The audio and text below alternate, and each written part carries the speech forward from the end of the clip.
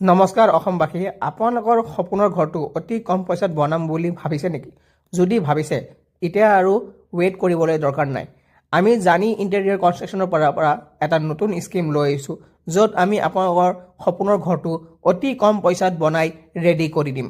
যদি আপোনালোকৰ 800 পৰা 1000 স্কুৱাৰ ফুটৰ ভিতৰত যদি ঘৰটো বনাম বুলি ভাবিছে, আছাম টাইপ ইয়া RCC, যদি আছাম টাইপ হয় তেতিয়াহ'লে আমি 8 পৰা 12 লাখৰ ভিতৰত ঘৰটো আপোনাক কমপ্লিট কৰি দিম। আৰু যদি আপোনালোকে RCC বনাব খুজিছে তেতিয়াহ'লে আপোনাৰ 15 পৰা 18 লাখৰ ভিতৰত আপোনাৰ ঘৰ কমপ্লিট কৰি আমি হেণ্ড অভাৰ কৰি দিম।